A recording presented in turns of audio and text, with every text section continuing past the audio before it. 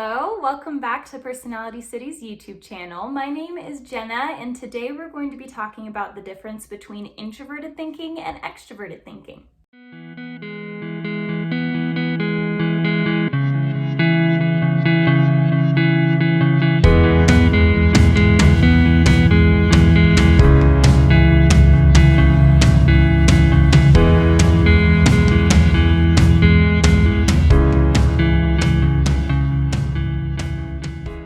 Now, if you found this video but you are not too sure what the term cognitive functions means, I would invite you to go ahead and watch my introduction to cognitive functions to perhaps determine what yours are based on your Myers-Briggs type.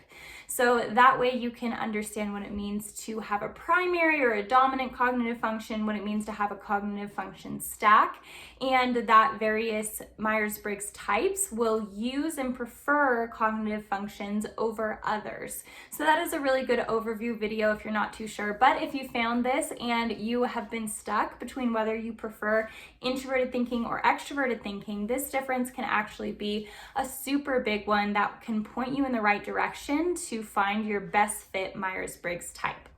So when we're talking about these two functions, we have four types that can be determined, that can be considered an introverted thinking user, and we have four types that can be considered an extroverted thinking user. So now let's go into the differences between the two and where you might lie on the introverted and extroverted thinking line. So let's start first with introverted thinkers and 10 signs that you might favor introverted thinking and be one of these four types.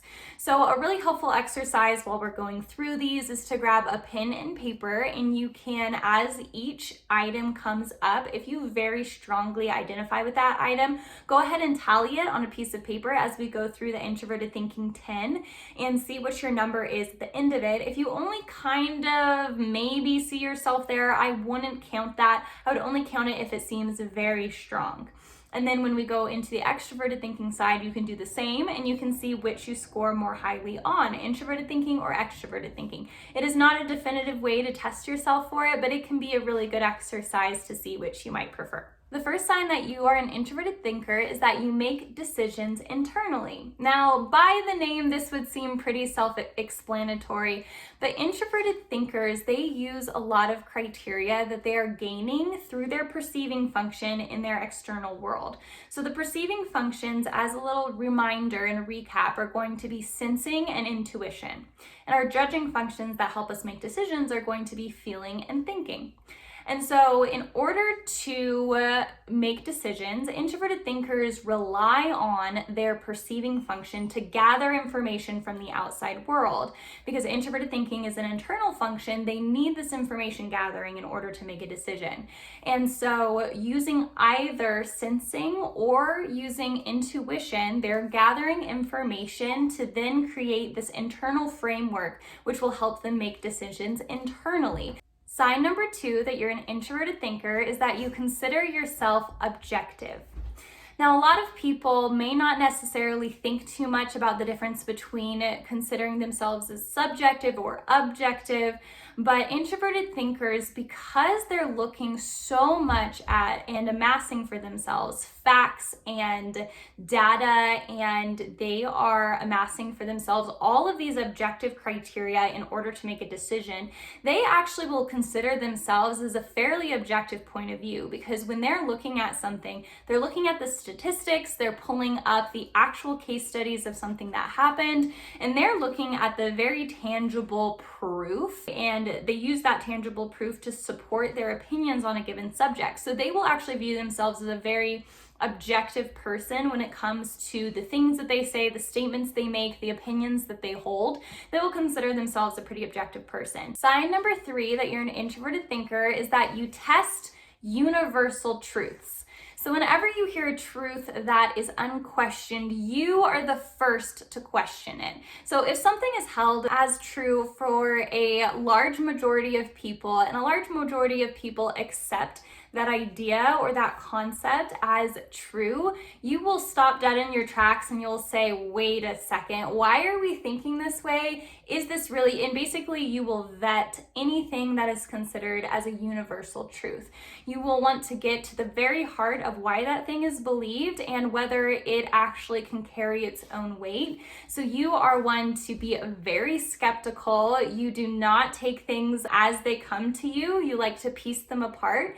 And so this skepticism will actually really help you find what the heart of the matter is, and it will help you kind of decipher through all of the weeds of what might be subjective or based on personal feelings or anything that doesn't have to do with accurate, logical, objective criteria. Sign number 4 that you're an introverted thinker is that you speak using precise language and you correct others if they do not. So you think that precision is incredibly important because you see the vast difference between two things. Whereas other people might be a little bit more lenient when it comes to terms they use or phrases or figures of speech or analogies, you want to break those down and stop that person dead in their tracks, and you want to actually use the correct word for that thing. And so you really prize yourself on finding the correct word and verbiage to use. And when other people are saying something that's off or that is not what they mean, you consider it as, an act of love almost to correct that person and say, no, you didn't mean that. That's not what you think it means, because you would want someone to tell you that same thing. So you are very precise in your language and you will absolutely correct someone else if they are not. Sign number 5 that you're an introverted thinker is that you hate being rushed to decide on anything. So introverted thinkers, they will actually take a considerable amount of time in order to make up their mind on something, especially if it's something new. If it's something kind of older where they've had a long amount of time, and I'm talking years, to form a very thorough opinion on it, then yes, they're gonna have a quick opinion on that subject. But if it's something new that they have never thought of before, or that it's new information to them, they're going to need to take some time in order to decide where they actually fall on either that subject, that issue, that decision that they're being required to make. They hate being rushed to decide, and they will honestly start to question the intentions of the person who needs a quick answer. They don't believe that a quick answer is needed, and if it is needed, then they can't be the ones to provide it. Sign number 6 that you're an introverted thinker is that you can seem argumentative to the outside world. So just like you like to correct people when they're not using precise language, you like to correct people when they're not being accurate enough. And for you, you would want other people to correct you, so that is why you go ahead and you openly correct others. Now for others, this can seem as a rather combative way to talk and to relate to other people. For you, you can't imagine doing anything but that, because it is the most honest, transparent way of speaking and of relating to other people. Whereas other people might be very sensitive when it comes to correcting the accuracy of what they say, or your efforts to get down to the honest truth of something might seem a little bit pushy, argumentative, and it might rub certain personality types the wrong way. If you're talking to another introverted thinker, do not worry. They also love the way that you are speaking to them. So introverted thinkers will not think that you're being argumentative, and they will actually really enjoy the testing of their knowledge and their accuracy. But for the rest of the world, just beware, you can come across as argumentative. Sign number 7 that you're an introverted thinker is that you are extremely independent. So because you're using your perceiving function that's either in your dominant or auxiliary position in order to take in information so that your introverted thinking can then decide on a course of action, you actually don't need a whole lot of opinions or feedback from other people in order to feel confident that you're going down a course of action that is correct.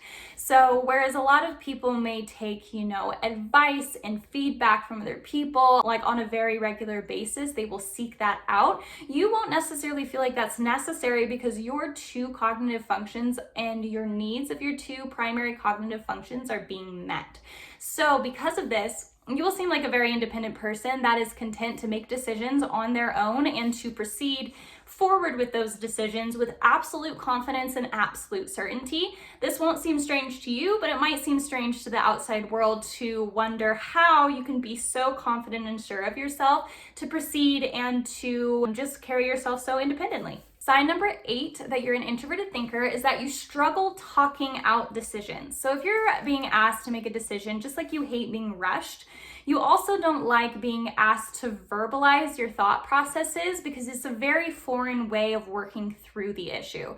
Because your way of relating to thinking is internal, you don't really like bringing that process out into the external world until you've made up your mind about something. So once you've made up your mind about something, you'll feel very confident to then relay, I believe this because of X, Y, and Z, because this is supported by this statistic, this data, and this case study. So you will feel very confident to then support and talk through why you made a decision, but you will not feel comfortable talking out a decision as you are making it because it is a very foreign way of decision making to you. So people who are more verbal processors may rub you a little bit the wrong way because they're going to want to hear the criteria that you're using to make a decision as you're using it, whereas you're not going to want to show your cards until you've actually made up your mind about that thing.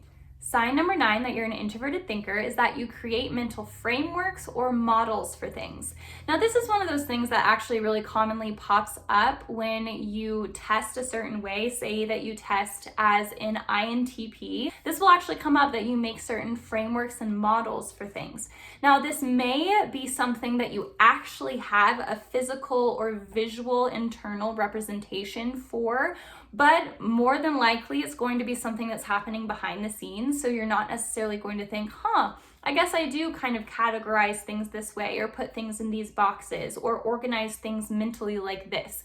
But you're actually going to, if you can start identifying the way that you're doing that and the way that you're lumping and modeling information in an internal way, then you're going to start to pick up how you do those things. But it is a very internal process. So it's something that is happening behind the scenes in the recesses of your brain. You're organizing and making frameworks and models for information as you gain that information through your perceiving functions. Sign number 10 that you're an introverted thinker is that you have to know how things work.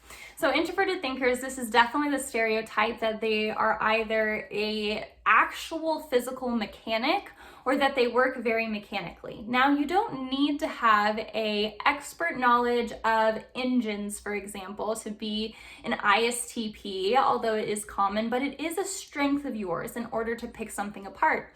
So even if you don't have that knowledge, you actually, if you tried to gain that knowledge, would probably find that it comes incredibly easy to you compared to other types. So all types that favor introverted thinking as either their dominant or their auxiliary cognitive function will find that as they take apart things, they're able to figure out how it works and it fascinates them. They love watching documentaries for this reason because it will take apart either a physical service or product, or it will take apart and break down an event in history or an idea or a scientific concept, and then they'll be able to see how that thing works. So those are all of the signs of being an introverted thinker. So now let's move on to extroverted thinking. So here are 10 signs that you might be an extroverted thinker as opposed to an introverted thinker. Sign number 1 that you're an extroverted thinker is that you naturally delegate work. So you will see the thinking process as opposed to an introverted thinker where all of this organizing is happening on the inside. You're going to be doing your organizing on the outside. So you're very highly prioritizing efficiency, and you realize that in order to make a system or a project efficient, it can't just be you making that thing efficient. You need to use other people. You need to use all your available resources in order to make something a well-oiled machine. So you will naturally delegate work to those around you because you will realize through your extroverted thinking that in order to make this thing efficient, it can't just be you to get the job done, and you will realize who needs to do what in order to make this thing as efficient and productive and well-oiled as it can be. Sign number 2 that you're an extroverted thinker is that fairness is very important to you. So just as extroverted thinking uses the outside world to be efficient and productive, and they're going to use input from the outside world in order to accomplish those means of productivity, they will also see that everyone and everything is not considered or treated equally. And this will really bother them as they notice this. They want everyone to be treated on fair and even playing ground, but they realize that for various reasons that people are not treated with fairness. They will realize that, objectively this person got X, Y, and Z, and I did not get X, Y, and Z. Although they performed and did ABC and I did ABC, we should both be getting the same thing because we both did and outputted the same amount of energy and work, but we got different things for the same output. So they will very much recognize that and be disturbed by the lack of fairness in the world. Sign number 3 that you're an extroverted thinker is you like your exterior world to be organized. So in a video earlier, I broke down the difference between perceiving types and judging types, and one stereotype for judging types, so any type that ends with a J in the Myers-Briggs system, is that they are very type A, organized people, want all of their ducks in a row in their exterior environment. Now, this stereotype is actually so true for extroverted thinkers in particular. So for ENTJs, ESTJs, INTJs, and ISTJs, having their actual physical environment around them organized and orderly and put in place, it will make an incredible amount of difference to how their brain is able to function. So they very much so need their exterior environment orderly and in place in order for their internal environment to be functioning and working. Sign number 4 that you're an extroverted thinker is that you enjoy planning. Now, few types will actually really thoroughly enjoy the planning process. Many types will acknowledge its necessity. Some won't even acknowledge its necessity and prefer to just wing it on things. But extroverted thinkers know from experience the importance of planning, and they will very much so enjoy it. So when they're going on vacation, stereotypically, extroverted thinkers are the ones to plan that vacation to a T because they don't want any lag time or downtime in the transportation process. Or in the process of just having a good time. They want to be able to maximize that trip, maximize that vacation. So when they're going out and they're planning something, they want to choose the flight that's going to have the least amount of hiccups, the smallest amount of layovers, so that they can most efficiently transfer from one plane to the next, and then they can transfer from their plane to their ground transportation with little to no hiccups, little to no wait time.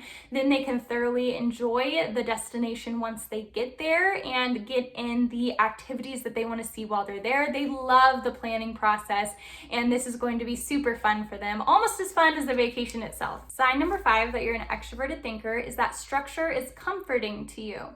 So extroverted thinking types really find comfort in structure, and they will feel a little bit uncomfortable if they're in an environment that's a very loosey-goosey, anything goes, because they're not going to know the rules of the game. And so they really need to know the rules of the game in order to maximize themselves and in order to feel as though they're being a productive and efficient member of either the workplace or a given environment that they're in. They will find structure very comforting, where everyone has a role and everyone is working in that role to their maximum potential in order to make the system run very smoothly. Sign number 6 that you're an extroverted thinker is that you might feel as though others around you are being incompetent.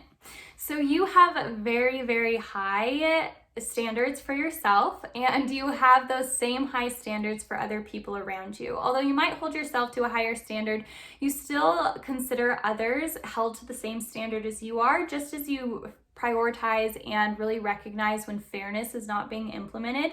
You will see that, and you will feel as though you're being surrounded by either morons or buffoons or just people without brains. And you will see this because you want to be surrounded by like-minded people, by people who also value productivity and speed and efficiency. And you notice that not everyone is like that. And so you can be pretty prone to calling people names like like this because you will see that not everyone around you is treating the situation as you would, and you would love if everyone could just be also extroverted thinkers, because then the world would be such a more smoothly run place. Sign number 7 that you're an extroverted thinker is that you highly value credentials. So you want to know how a person is specifically qualified and what they've done in order to gain those things. Because you see thinking in the outside world, you will see proof of someone's thinking and work as a very important thing. So you like to amass for yourself certain titles or certifications or diplomas or degrees, and you like to collect for yourself those things because it is proof that you did something in the external world that other people can then recognize objectively that you did. And so you also recognize those things and those accomplishments in other people, and you consider it as a very highly important thing. Sign number 8 that you're an extroverted thinker is that you enjoy reading and gaining knowledge. So extroverted thinkers, they will love hearing from the opinions and thoughts of other people, and they will do this by gaining information from either speakers or authors or personalities, and they will gain those thoughts from those people and will be collecting them constantly. So extroverted thinkers love reading nonfiction. They love having books where they can break down the thoughts of other people and use those thoughts and implement them into their own lives. So extroverted thinkers love collecting ideas and thoughts from other people, and they will actively search out knowledge and ways to do this. Sign number 9 that you're an extroverted thinker is that you want others to think well of you. So you realize that just as you think certain things of other people, that other people are doing just the same back to you, and you want to have a good standing within your community. So you realize that the community around you is a very active, living, breathing unit, an organism. And so you want to be a part of that. You want to be held highly in that regard, because if in the eyes of others you are considered less than for whatever reason, or if there's a group of people who think a certain way about you, then you start to believe those things about yourself as well, because you see yourself through the reflection of other people and of their thoughts and their opinions. So it's very important to you to be held highly and in high esteem by those around you. Sign number 10 that you're an extroverted thinker is that you can get sensitive in public settings, especially if made to feel small or embarrassed. So extroverted thinkers, just like they view other people's opinions of themselves as a very important thing, and they will hold those things very highly, they will also be made to feel, they can be made to feel very small or embarrassed if people in a public setting do anything to put them down, and especially their thoughts or ideas down in front of a group of people.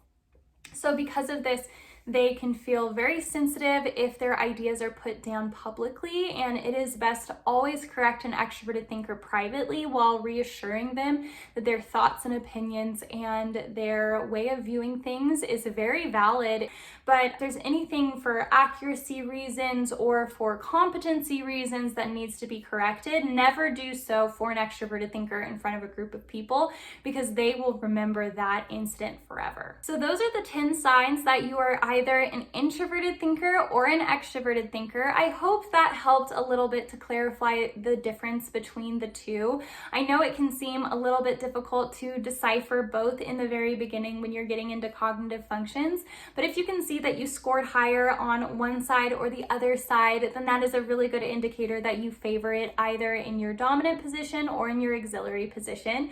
Thank you so much though for watching this video. Please remember to like and subscribe if you enjoyed it, and I will catch you on the next one.